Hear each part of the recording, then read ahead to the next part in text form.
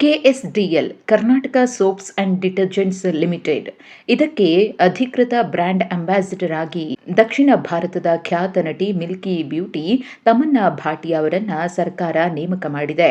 2 ವರ್ಷ 2 ತಿಂಗಳ ಅವಧಿಗೆ ಬರೋಬ್ಬರಿ 6,20,00,000 ರೂಪಾಯಿಯನ್ನ ನೀಡಿ ತಮನ್ನಾ ಅವರನ್ನ ರಾಯಭಾರಿಯನ್ನಾಗಿ ನೇಮಿಸಲಾಗಿದೆ. ಆದರೆ ರಾಜ್ಯ ಸರ್ಕಾರದ ಈ ನಡೆ ಕನ್ನಡಿಗರು ಮತ್ತು ಕನ್ನಡಪರ ಹೋರಾಟಗಾರರ ಆಕ್ರೋಶಕ್ಕೆ ಗುರಿಯಾಗಿದೆ. ಕನ್ನಡ ಚಿತ್ರರಂಗದ ಅನೇಕ ಮಂದಿ ನಟಿ ತಮನ್ನಾ ಅವರ ನೇಮಕಕ್ಕೆ ಆಕ್ಷೇಪವನ್ನ ವ್ಯಕ್ತಪಡಿಸಿದ್ದಾರೆ. ಕರ್ನಾಟಕದಲ್ಲಿ ಅನೇಕ ಪ್ರತಿಭಾನ್ವಿತ ಜನಪ್ರಿಯ ಕನ್ನಡ ನಟಿಯರಿದ್ದಾರೆ. ಅವರನ್ನ ಬ್ರ್ಯಾಂಡ್ ಅಂಬಾಸಿಡರ್ ಆಗಿ ನೇಮಕ ಮಾಡಬಹುದಿತ್ತು. ಆದರೆ ಯಾಕೆ ರಾಜ್ಯ ಸರ್ಕಾರ ಈ ರೀತಿಯ ನಿರ್ಧಾರವನ್ನ ತೆಗೆದುಕೊಳ್ತು ಅಂತ ಕಿಡಿಕಾರ್ತಿದ್ದಾರೆ. ಇದು ಕನ್ನಡಿಗರ ಭಾವನೆಗಳಿಗೆ ಧಕ್ಕೆ ತಂದಿದೆ.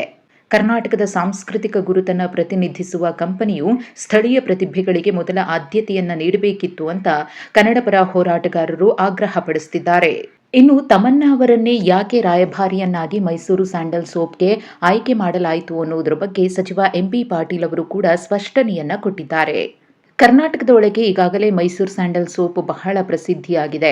ಆದರೆ ಹೊರ ರಾಜ್ಯಗಳಲ್ಲಿ ಮೈಸೂರು ಸ್ಯಾಂಡಲ್ ಸೋಪನ್ನು ಇನ್ನಷ್ಟು ಜನಪ್ರಿಯ ಮಾಡುವುದಕ್ಕಾಗಿ ಈ ನಿರ್ಧಾರವನ್ನು ತೆಗೆದುಕೊಳ್ಳಲಾಗಿದೆ. ಕನ್ನಡ ಚಿತ್ರೋದ್ಯಮದ ಬಗ್ಗೆ ಕೆಎಸ್ಡಿಎಲ್ ಅಪಾರವಾದ ಗೌರವವನ್ನು ಇಟ್ಕೊಂಡಿದೆ. ಈಗಾಗಲೇ ಕನ್ನಡದ ಹಲವು ಚಿತ್ರಗಳು ಬಾಲಿವುಡ್ಗೆ ಸ್ಪರ್ಧೆ ಒಡ್ಡಿರುವುದು ಕೂಡ ನಮಗೆ ಗೊತ್ತಿದೆ.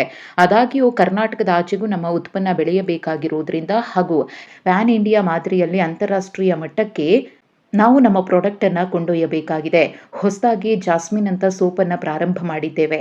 ತಮನ್ನಾ ಭಾಟಿಯಾ ಅವರನ್ನ ನೇಮಕ ಮಾಡಲು ಐಐಟಿಯಲ್ಲಿ ಸಲಹೆಯನ್ನ ಪಡೆದಿದ್ದೇನೆ ಎಂದಿದ್ದಾರೆ. ಇನ್ನು ಕೆಎಸ್ಡಿಎಲ್ 2028ರ ಒಳಗೆ ವಾರ್ಷಿಕ ಆದಾಯ 5,000 ಕೋಟಿ ಮೀರುವ ಗುರಿಯನ್ನ ಇಟ್ಟುಕೊಂಡಿದೆ. ರಾಯಭಾರಿ ನೇಮಕ ಮಾಡಲು ಸಮಿತಿ ನೀಡಿದ ಸಲಹೆಯ ಮೇರೆಗೆನೆ ತಮನ್ನಾ ಭಾಟಿಯಾ ಅವರನ್ನ ನಾವು ನೇಮಿಸಿದ್ದು ಎಂದಿದ್ದಾರೆ. ಇನ್ನು ರಶ್ಮಿಕಾ ಮಂದಣ್ಣ, ಶ್ರೀಲೀಲಾ, ಪೂಜಾ ಹೆಗಡೆ, ಕಿಯಾರಾ ಅಡ್ವಾಣಿ ಅವರನ್ನ ಕೂಡ ಸಂಪರ್ಕ ಮಾಡಿದ್ದೆವು. ಆದರೆ ಅವರು ಬೇರೆ ಬೇರೆ ಕಂಪನಿಗಳಿಗೆ ರಾಯಭಾರಿಯಾಗಿದ್ದಾರೆ ಎಂದಿದ್ದಾರೆ. ಹಾಗೆಯೇ ಮೈಸೂರು ಸ್ಯಾಂಡಲ್ ಸೋಪ್ ರಾಜ್ಯದಲ್ಲಿ 18% ಮಾರಾಟ ಆಗ್ತಾ ಇದೆ. ಉಳಿದಿದ್ದು ಬೇರೆ ರಾಜ್ಯದಲ್ಲಿ ಮಾರಾಟವಾಗ್ತಿದೆ. ತಮನ್ನಾ ಭಾಟಿಯಾ ಅವರು 2.8 ಮಿಲಿಯನ್ ಫಾಲೋವರ್ಸ್ ಅನ್ನ ಹೊಂದಿದ್ದಾರೆ. ಇದೊಂದು ಸಾರ್ವಜನಿಕ ವಲಯ ಉದ್ಯಮದ ಸ್ವತಂತ್ರ ನಿರ್ಧಾರವಾಗಿದ್ದು ಹಲವು ಮಾರುಕಟ್ಟೆ ಪರಿಣಿತರ ಜೊತೆ ಸಮಾಲೋಚನೆಯನ್ನ ಮಾಡಿಯೇ ನಿರ್ಧಾರವನ್ನ ತೆಗೆದುಕೊಳ್ಳಲಾಗಿದೆ ಎಂದಿದ್ದಾರೆ.